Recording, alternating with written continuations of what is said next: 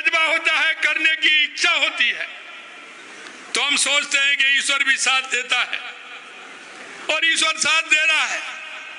क्योंकि मैं जब गया था तो दक्षिण कोरिया के अंदर सबसे पहले जब मैं पहुंचा तो वहां मैंने देखा तो जो हमारे एम्बेसडर थे वहां अमित कुमार जी,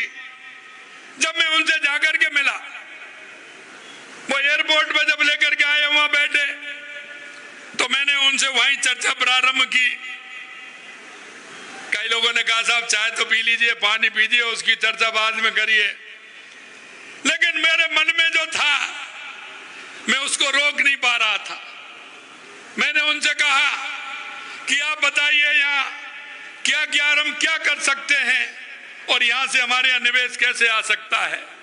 उनके साथ 3-4 लोग वहाँ के प्रमुख भी आए थे, उन्होंने सारी बातें बताई और हमने कहा कि इनसे मिलने का कार्यक्रम आपने बनाया कि नहीं बनाया। उन्होंने कहा कि हम दोपहर बाद कल हमने एडजस्ट किया है, इनको भी हम बुलाएंगे। मैं आपसे कहना चाहता हूं, जिस और मनोभाव से जो हम गए थे दक्षिण कोरिया के उन सभी लोगों ने, उन उद्योगपतियों ने और वहां की जो कंपनी, उन कंपनियों ने विश्वास दिलाया है। और सबसे बड़ी बात है वो ये है कि देश के यशस्वी प्रधानमंत्री नरेंद्र मोदी जी का पूरे जो देश है वो उनकी बात पर भरोसा करते हैं। और जब उन्होंने कहा कि आपके देश के यशस्वी प्रधानमंत्री नरेंद्र मोदी जी पर हमें भरोसा है, पूरे दुनिया में देश के यशस्वी प्रधानमंत्री जी का जो दुनिया भरोसा कर रही है, निश्चित रूप से